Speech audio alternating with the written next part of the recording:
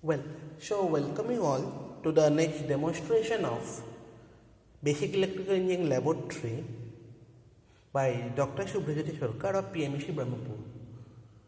In the last video, we had seen that how basically we could connect circuits in the breadboard, and after connecting them in the breadboard, we had performed the network theorem, particularly this Thevenin's theorem and Norton theorem on the circuit, and we had found the Thevenin's equivalent parameter VTH and RTH and Norton equivalent parameters Norton current or short circuit current and Norton resistance in that particular circuit.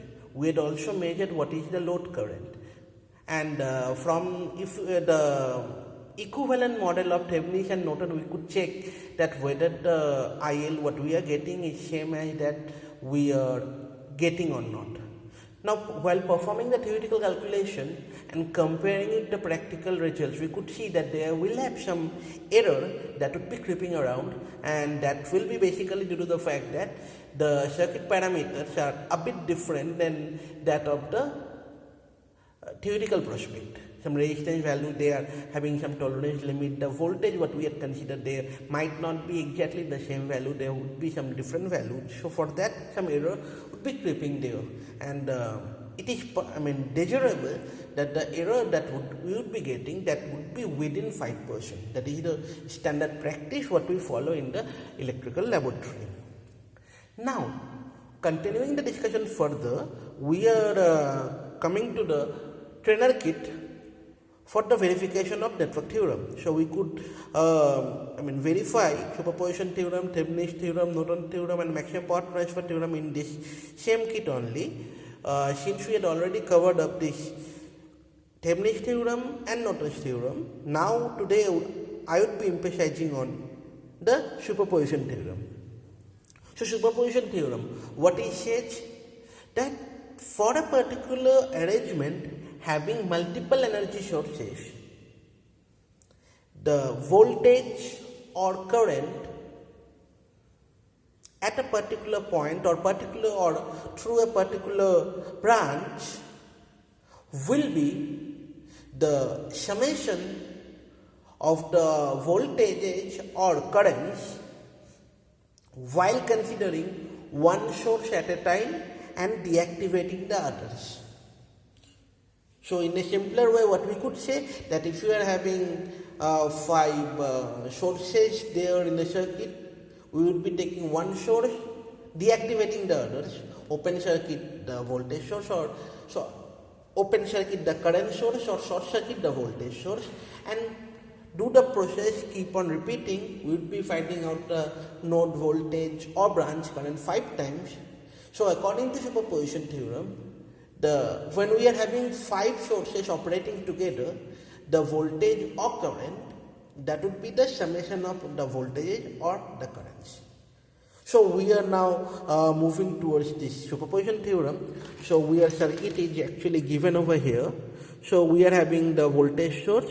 We should have an ammeter here, or we might not have, because if we could find out the voltage between these 2 points, from that we can actually compute the currents in different branches. So we would be finding out the current in other way around, because the ammeter which is being provided here, it is not appropriate. The ratings what we are getting or the current what we are getting, it would be much higher than the range, so we couldn't let you know what is the thing, so we would be performing it indirectly. So this is the circuit there.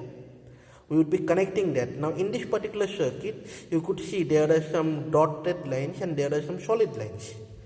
So just understand the prospect that generally in the circuit, if there is something given in dotted, that implies that these ports are open circuited. So this is dotted line. So these 2 ports are actually open circuited. We have to connect the ammeter externally at these 2 points, or externally at these 2 points, or externally between these 2 points. But wherever there are the solid lines, that actually implies that the circuit components is there within the system. So you could see that the voltage source is also dotted line, this is also dotted line. So what actually happened, that we are having 5 volt source and 12 volt source which need to be connected over here. From where I will be connecting it, you could see there are the two sources. We are having the 5 volt DC here and 12 volt DC here. So we would be now connecting the circuit, and then what we would be doing, that we would be finding out that what is the potential between these 2 points by using a voltmeter. So I had a multimeter for that, through which I would be taking the reading. So I would be having 3 conditions. First condition is that when we are having both the sources operating together, 5 volt and 12 volt source, they will be operating together. That is one case.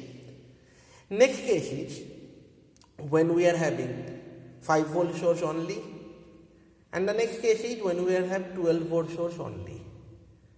So we would be noting down the readings, what is the node voltage, and then finally we can find out what is the respective branch current. So we can see that the branch current would be obeying the superposition theorem. In fact, the voltage, when we would be measuring it, you could see that it would be also obeying the superposition theorem.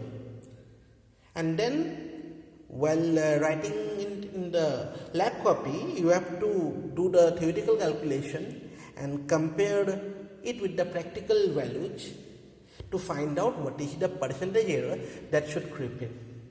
Now at this particular point, I am also telling that the desired condition is to have the minimum possible percentage error. But for practice, it is found that it is impossible to have 0% error. There will have a finite value of error in the reading. So now we are going to connect the circuit and then try to start the lab. Okay, so we had connected the circuit now. So what is happening over here, let's try to see it. We had connected the 12 volt supply over here. We had connected 5 volt supply over here. Then we had taken 2 probes out. One from this particular potential, another I had taken this, and these 2 probes are going for the multimeter where we will be measuring the voltage. And then what we had done, we had also short circuited the milliampere sources. I had said I would be short circuiting them for the time being because we would be calculating it indirectly. So we had done the circuit now, and let's try to see what exactly we have to measure. So kindly focus on. We are having both the sources now connected together, and I have to measure the voltage.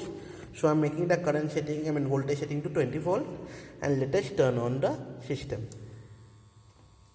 So you could see there that the voltage, this node voltage across these 2 terminals, it is coming to be 2.44 or 2.45. It is coming. It is when both the sources are working together. Now let us try to see what is going to happen when we are having one source together. So let me short circuit 5 voltage source, and such that we are having only this 12 volt source connected now. So you could see there, once we are doing it, the current is falling to about the voltage is about 1.73 volt. So previously it was 2.45 or 2.44 volt. So it is 1.73 or 1.74 volt what we are getting when we are having the 12 volt system in the circuit. Now if you are having the 5 volt system in the circuit and we are deactivating or short circuiting the 12 volt, now you could see it is coming to be about 0.71. So that 0.71 and that 1.73, it would be adding up about 2.44. That is what we are getting when we are actually having the 2 sources. So you could see that the effect is actually going to add up, and that is what is basically the superposition theorem. So if you are getting the thing in voltage, so that should be reflected in terms of current as well. So this is what for today. I am stopping here. If you have any query related to the experiment, you can ask me without any hesitation. Thank you. Have a nice day.